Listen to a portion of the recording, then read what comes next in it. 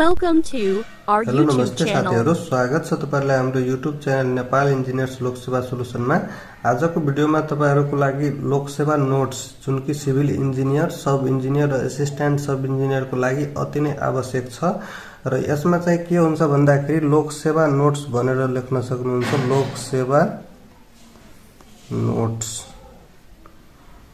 यसमा के डिस्कस हुन्छ भन्दाखेरि अब जुन क्वेशन सोधिरहेछ हैन, जुन क्वेशन सोधिरहेछ त्यो रिलेटेड अरु कुन क्वेशन चाहिँ आउन सक्छ र त्यो रिलेटेड चाहिँ त्यसको आन्सर के हुन्छ। एक नम्बर नोट्समा के छ, कास्ट आइरनमा चाहिँ कार्बन कन्टेन्टबाट खास गरेर एउटा क्वेशन चाहिँ बिल्डिङ कन्स्ट्रक्सन टेक्नोलोजी र बिल्डिङ मटेरियल दुवैबाट चाहिँ आउने चान्सेस हुन्छ।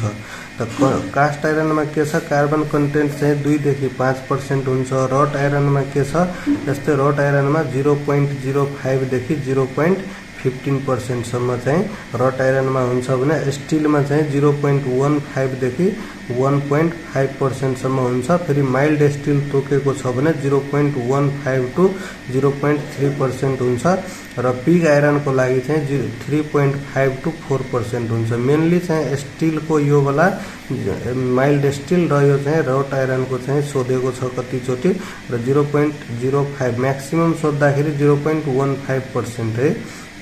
त अब शॉर्ट नोट्स नम्बर 2 मा के छ, 2 मा के छ त पोर्टल्यान्ड सिमेन्ट को चाहिँ स्ट्रेंथ जुन टेन्साइल स्ट्रेंथ हुन्छ सिमेन्ट को र कम्प्रेसिभ स्ट्रेंथ त्यो चाहिँ 3 डेज मा टेन्साइल स्ट्रेंथ 20 kg पर cm स्क्वायर हुन्छ र 7 डेज मा 25 kg पर cm स्क्वायर हुन्छ। यदि न्यूटन मा दिएको छ भने 2.5 न्यूटन पर mm स्क्वायर यो 7 डेज को पोर्टल्यान्ड सिमेन्ट को टेन्साइल स्ट्रेंथ हुन्छ। यस्तै कम्प्रेसिभ स्ट्रेंथ सोध्यो भने 3 डेज को चाहिँ 115 kg पर cm स्क्वायर छ भने 7 डेज को चाहिँ 175 kg पर cm स्क्वायर चाहिँ हुन्छ र यसलाई चाहिँ न्यूटन पर mm स्क्वायर मा हेर्ने हो भने 17.5 Newton per mm square in 7 days यसको चाहिँ compressive strength of cement Portland cement को हुन्छ। अब नेक्स्ट नोट्स मा के छ, बुझ्नु पर्ने कुरा हो यो चाहिँ शॉर्ट कोलम र लङ कोलमको डिफरेन्स। यो 4 नम्बर मा पनि आउन सक्छ किनकि लोकसेवामा चाहिँ अब न्यूमेरिकल सोध्ने चान्सेस अलिकति घटिरहेछ किनकि त्यसमा कोडहरुको आरसीसी को झन कोडहरुको जरुरी पर्छ। त्यही भएर यसमा डिजाइन स्टेप कि त तपाईको चाहिँ डेफिनेसन र यसको चाहिँ डिफरेन्स सोध्न सक्छ। जुन पनि जस्तो शॉर्ट कोलम भयो, लङ कोलम भयो, 1 वे स्ल्याब भयो, 2 वे स्ल्याब भयो, यस्ता क्वेशनहरुको यस्तो चाहिँ क्वेशन आउन सक्छ र 4 नम्बर 5 नम्बर मा सोध्यो भने टेल क्वेशनहरु जोडेर पनि सोध्छ। लङ क्वेशन र यसमा चाहिँ लङ कोलम र शॉर्ट कोलममा डिफरेन्स के छ भन्दाखेरि लिस्ट ल्याटरल डाइमेन्सन जुन हुन्छ यो धेरै स्मल हुन्छ as compare to their length अथवा हाइट। जुन कोलम छ अब बिजुलीकै पोल हेर्ने हो भने त्यसमा चाहिँ लङ कोलम हो किनकि भन्दाखेरि त्यसको height as compare to least lateral dimension धेरै ठुलो हुन्छ हाइट। त हाइट ठुलो भयो भने त्यो चाहिँ लङ कोलम भयो भने अब अर्को शॉर्ट कोलममा लिस्ट ल्याटरल डाइमेन्सन ठुलो हुन्छ as compare to their length अथवा हाइट, त्यो चाहिँ शॉर्ट कोलम हुन्छ। अर्को डिफरेन्स के छ त, ratio of effective length to the least lateral dimension is greater than 12 छ भने अथवा यसमा के भनेको छ त effective length by least lateral dimension चाहिँ ग्रेटर देन 12 छ भने चाहिँ लङ कोलम र लेस देन 12 छ भने शॉर्ट कोलम। यो पनि बुकमा तपाईहरु पढिसक्नु भएछ र यसबाट पनि ऑब्जेक्टिभ पनि सोध्न सक्छ। यसरी दिएको हुन्छ, भ्यालुहरु दिएको हुन्छ, कति भन्दा बढी भयो भने त्यो चाहिँ शॉर्ट कोलम र कति भन्दा कम भयो भने चाहिँ त्यो लङ कोलम। यो 12 भन्दा बढी भयो भने लङ कोलम हुन्छ, यो चाहिँ याद राख्नु होला। अर्को चाहिँ स्लेन्डरनेस रेशियो, अर्को डिफरेन्स के छ, slenderness ratio L effective by RY radius of gyration, L effective by radius of gyration, ratio of the effective length to the radius of gyration is greater than 40 छ भने long column र less than 40 छ भने short column as compared to the radius of gyration र यो चाहिँ list lateral dimension को comparison मा हेर्दाखेरि। र यसमा अब थर्ड डिफरेन्स के छ? थर्ड डिफरेन्स भन्दाखेरि यो थर्ड डिफरेन्स भयो। र फोर्थ डिफरेन्स के छ त? रेडियस अफ गाइरेसन जुन हुन्छ यो लेस हुन्छ as compare to short column, र सर्ट कोलममा के हुन्छ त? रेडियस अफ गाइरेसन बढी हुन्छ, जसको कारणले रेडियस अफ गाइरेसन बढ्दाखेरि स्लेन्डरनेस रेसियो के हुन्छ त? कम हुन्छ है। त यो र यो रिलेट गरेर पढ्दा हुन्छ। र अर्को 5 नम्बर डिफरेन्स के छ त? As height of the column increase हुँदै गयो भने, as height of the column increase हुँदै गयो भने यसको लोड क्यारिङ क्यापेसिटी लेस घट्दै आउँछ है। हाइट अफ द कोलम जति बढी भयो भने लोड क्यारिङ क्यापेसिटी लेस हुँदै जान्छ भने यसको हाइट अफ द कोलम जति डिक्रिज हुँदै गयो त्यति नै लोड क्यारिङ क्यापेसिटी पनि मोर हुन जान्छ। यो चाहिँ सर्ट कोलमको भयो। त यदि 4-5 मार्कमा सोध्यो भने यसरी डिफरेन्स लेख्दा हुन्छ। यो चाहिँ एउटा 5 मार्कको क्वेसन जस्तो छ। सब्जेक्टिभ पोइन्ट अफ भ्यूले चाहिँ यो इम्पोर्टेन्ट पनि छ। अब नेक्स्ट नोट नम्बर 4 मा के छ? यो नोट नम्बर 4 पनि धेरै इम्पोर्टेन्ट छ। यसमा के छ त? Balance section, under reinforce section र ओभर रेनफोर्स सेक्सन केलाई भनिन्छ? त ब्यालेन्स सेक्सन भनेको के हो? ब्यालेन्स बीम सेक्सन भनेको के हो त? Ultimate strength of the RCC beam is proportional to both crushing strength of the concrete and the tensile strength of the steel, अथवा steel and concrete fail simultaneously.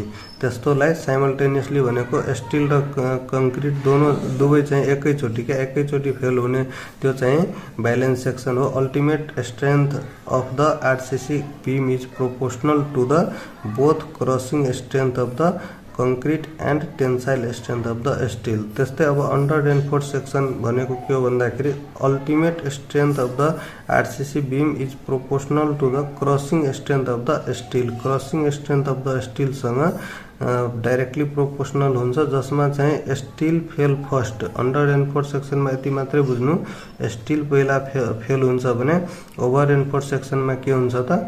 Concrete पहिला fail हुन्छ। त यति कुरा बुझ्दाखेरि ब्यालेन्स अनब्यालेन्स यसमा चाहिँ कुन पहिला फेल हुन्छ? यो कंक्रीट र स्टीलको बीचमा चाहिँ डिफरेन्स बुझ्नुपर्छ। ब्यालेन्स सेक्सनमा एकैचोटि स्टील र कंक्रीट दुवै फेल हुन्छ भने अंडर रेनफोर्समा के हुन्छ? पहिलो चाहिँ स्टील फेल हुन्छ, त्यसपछि मात्रै कंक्रीट फेल हुन्छ। अर्को चाहिँ ओभर रेनफोर्समा के हुन्छ त? कंक्रीट फेल हुन्छ र यसमा स्टील चाहिँ कंक्रीट फेल फर्स्ट देन चाहिँ स्टील हुन्छ। यसरी डायग्राममा बुझ्नु पर्दाखेरि यसरी डायग्राम बनाउनु, र डायग्राममा के हुन्छ भन्दाखेरि यो चाहिँ तपाईको कंक्रीटको कम्प्रेसिभ सेक्सन भयो, कम्प्रेसिभ सेक्सन, र यो चाहिँ टेन्साइल सेक्सन। टेन्साइल सेक्सन यहाँ चाहिँ रेनफोर्समेन्ट प्रोभाइडेड गरे हुन्छ, रेनफोर्समेन्ट हुन्छ। यसरी चाहिँ टप फाइबर र बटम फाइबर पनि बुझ्दा हुन्छ। यसमा के हुन्छ भन्दाखेरि ओभर रेनफोर्समा के हुन्छ? कंक्रीट फेल फर्स्ट, यो चाहिँ पहिला फेल हुन्छ, त्यसपछि मात्रै स्टील फेल हुन्छ। अंडर रेनफोर्समा के हुन्छ? पहिला चाहिँ स्टील नै फेल हुन्छ, किनकि अंडर भनेको तलको बोटम साइड हुन्छ कि बोटम साइड पहिला फेल हुन्छ, स्टील फेल हुन्छ, त्यसपछि मात्रै के हुन्छ त? कंक्रीट फेल हुन्छ। त्यसरी बुझ्दा हुन्छ। यो पहिला फेल भयो भने अंडर रेनफोर्स र यो पहिला फेल भयो भने ओभर रेनफोर्स, यसरी बुझ्दा हुन्छ। र डायग्राम पनि बनाउन सक्नुहुन्छ। यो चाहिँ 5 नम्बरमा यो पनि डेफिनेसन 3 वटै जोडेर दिन सक्छ सब्जेक्टिभ पोइन्ट अफ भ्यूले पनि। त अब type of door use, type of डोरबाट पनि कन्फ्युजन क्वेसनहरू आइरहेको हुन्छ। यसमा के हुन्छ ओब्जेक्टिभ टाइपमा?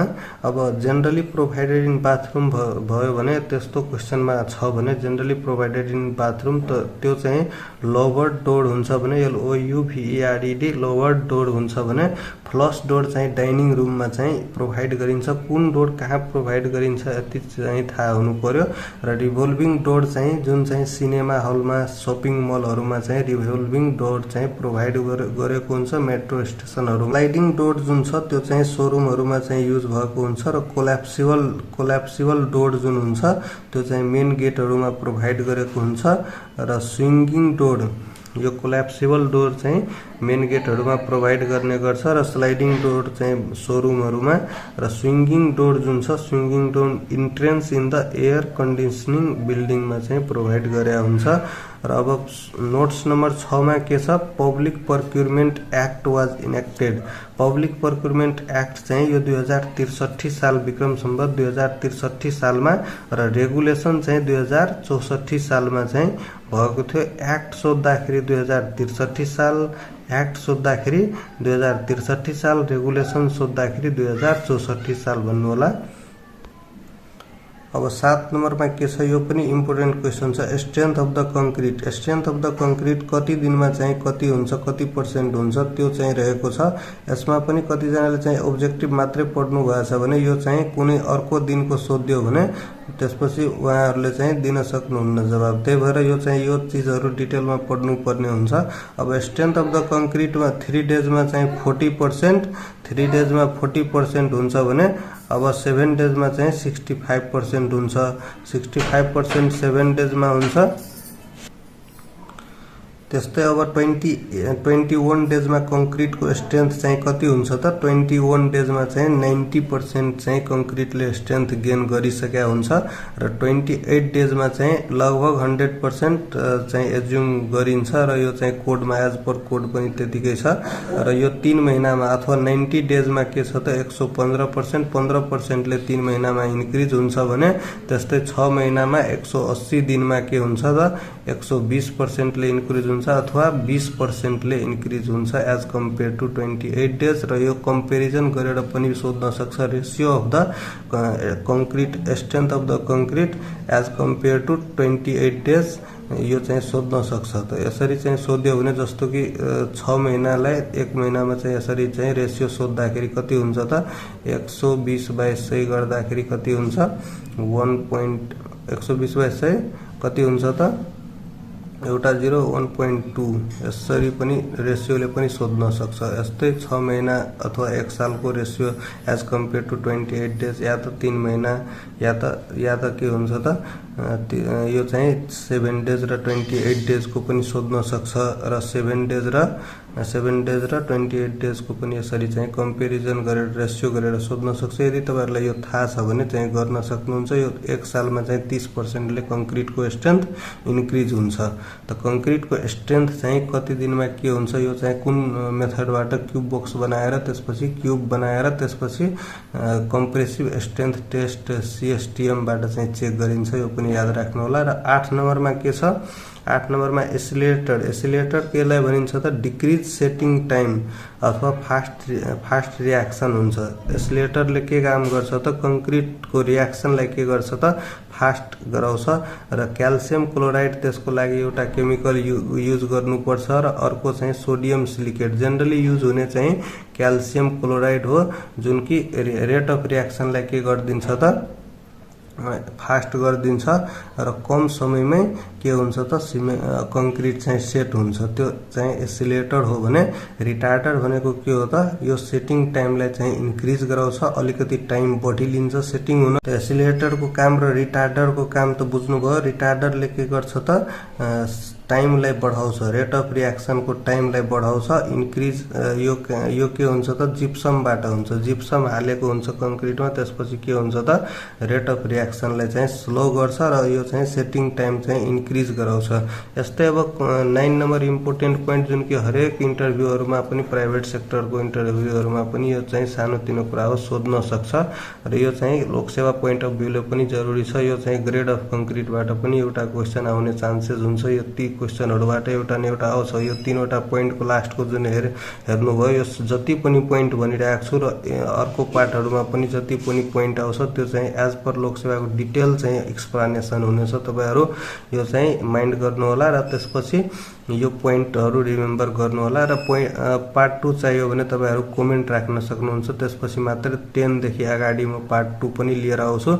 र यो ग्रेड अफ कंक्रीट M5 को चाहिँ 1:5:10 हुन्छ र कम्प्रेसिभ स्ट्रेन्थ 5 न्युटन पर एमएम स्क्वायर हुन्छ र एम 7.5 को 1:4:8 हुन्छ र एम 10 को चाहिँ 1:3:6 हुन्छ र एम 15 को चाहिँ 1:2:4 हुन्छ र एम 20 को 1:1.5:3 हुन्छ र एम 25 को 1:1:2 हुन्छ।